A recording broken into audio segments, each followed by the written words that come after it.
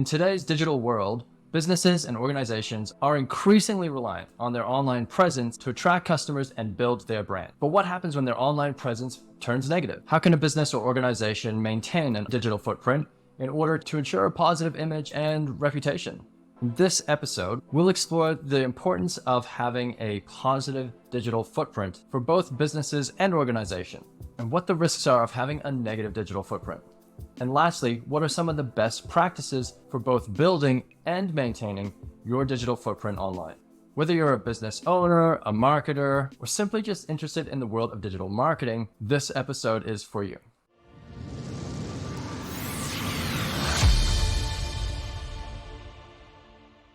Let's start with some of the basics. A digital footprint is all of the information that you have put online over the years. It includes all of the information that can be found about you, your organization, or your company that can be found online. This could be content that you've put online, such as your website, your social media profiles, blogs, comments, and your browsing history. But your digital footprint can be both intentional and unintentional, and it can have both positive and negative consequences. Understanding what a digital footprint is vital to your digital marketing, and you need to know how it could affect your online reputation, as it can be the make or break when it comes to new customers choosing your service. Some of this content you have control over, which is great. Your website, your social media profiles, and any directories that you've listed your business in. This can also be other people's content. This could be people who've reviewed you, left testimonials, published articles about you on their blogs, or even had review videos. The content on these pages will contribute to the overall perception of your brand's reputation and image. Common review places like Google Reviews will be a place for businesses to get good reviews from their customers if they're happy with their services.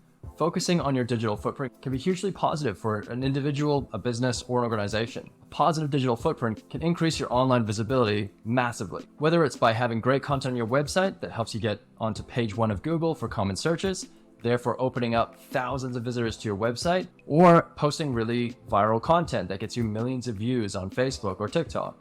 This can lead to massive increases in your followers, in your traffic, and to your customers online. Not only that, this can increase your brand's reputation. And this is something that's actually really important. If people perceive your brand to be authoritative, they trust your brand, and they think that you're an expert at what you do, this can have massive positive impacts for your business, your organization, or even your own career. If you can improve your reputation online through your digital footprint, this will help you in building trust and credibility with your potential customers and audiences. And another benefit is to have enhanced customer engagement. Focusing on building a positive digital footprint can encourage customers to engage with your brand through social media or through your website.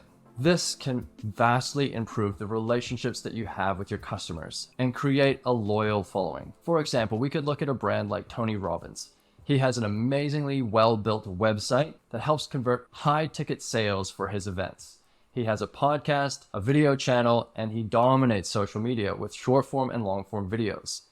All of his accounts on social media have millions of followers, and his YouTube channel gets hundreds of thousands of views on every video that he posts. His website is optimized for SEO, meaning that he ranks very high for self-improvement keywords on Google, and he engages with his audience on a regular basis, building up trust and loyalty from his audience members. I know what you're thinking. It's not all good things, right? With your digital footprint, what happens if things go bad? Well, the truth is that a negative digital footprint can have disastrous consequences for businesses, individuals, and any organization. Many of the businesses that I speak to are terrified of getting bad reviews. But I always say that you're not going to be able to prevent bad reviews.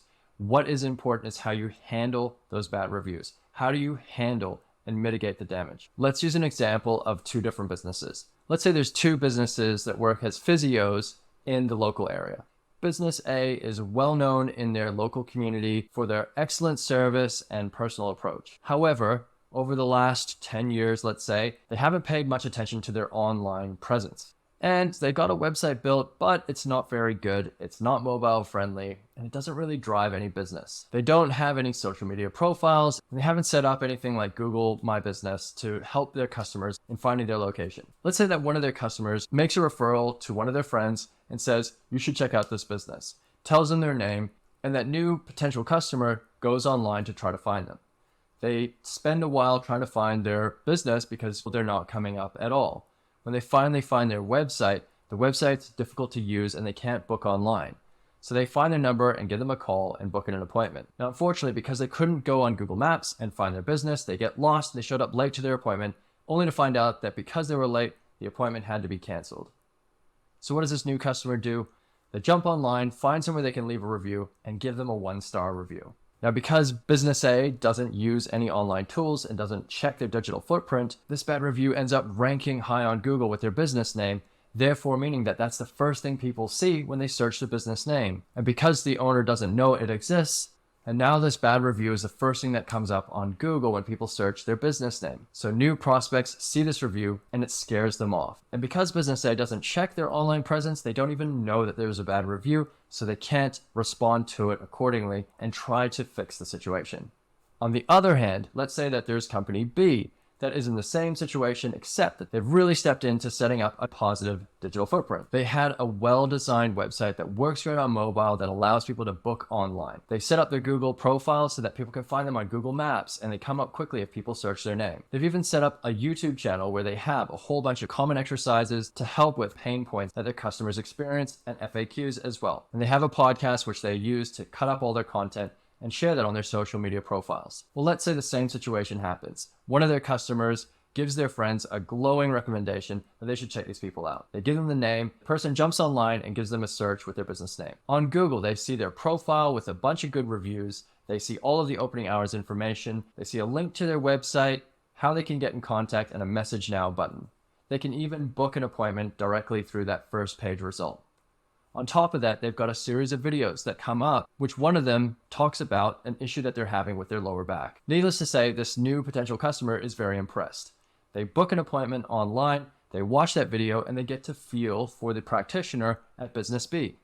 Now, let's say for whatever reason, they have a bad experience, bad luck, and they go there.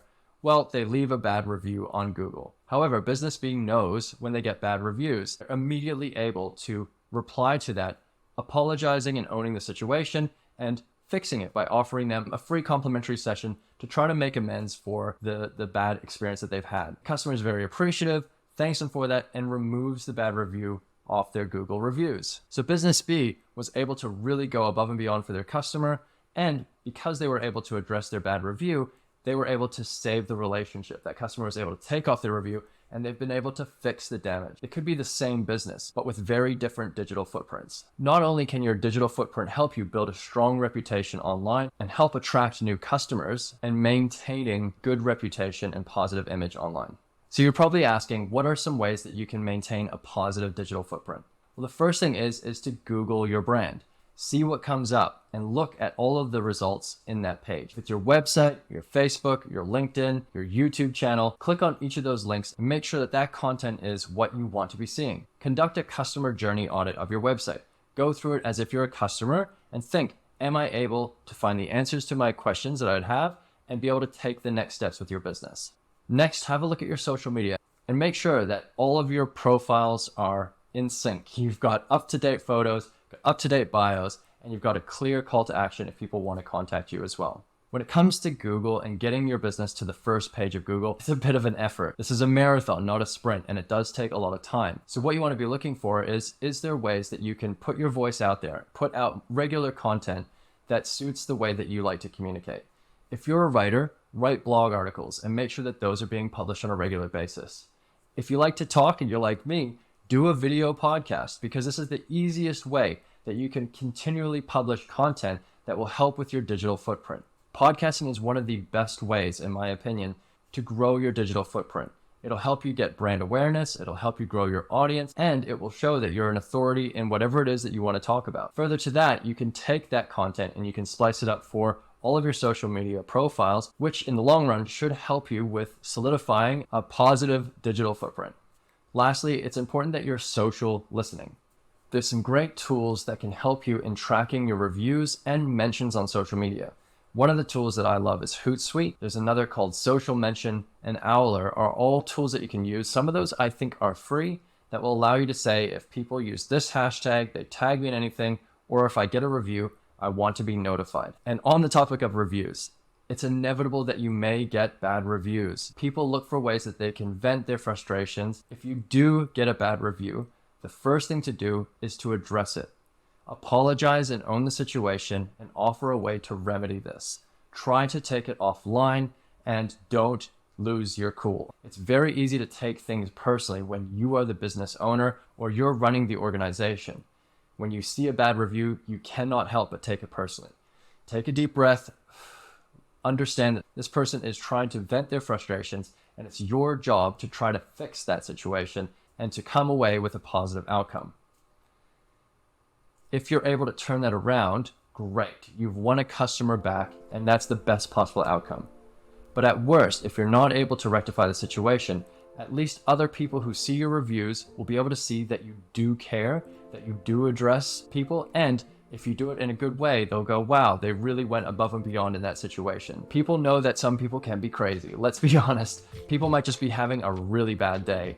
And unfortunately, you were the one who copped it with a bad review. If you address it properly, professionally, and show that you're willing to go above and beyond for even the most disgruntled customer, people will respect that and know that if they have a bad experience, at least you'll do something about it. In conclusion, a positive digital footprint has never been more important for organizations or businesses alike. By following some of these practices for building and maintaining a positive digital footprint, businesses can increase their online visibility, improve their reputation, and create a loyal following. Conversely, a negative digital footprint can lead to a damaged reputation, a loss of customers, and less revenue. It's very important for businesses to take their digital footprint seriously, actively monitor it, and actively manage it to ensure a positive online presence. I hope that you found this episode helpful. If you're looking for ways to improve your digital footprint and get things going for your brand, I offer free consultations where we can go through your marketing goals and talk about a strategy that can help you with your business. I really love video podcasting, and I think that this is something that all businesses should be doing if they want to build a positive digital footprint,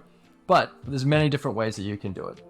In today's world where video is the most common content type, this can be a very powerful method to grow your brand and to grow a positive digital footprint. But what do you think? What are some ways that you think you could grow your digital footprint? I'd love to hear from you guys in the comments.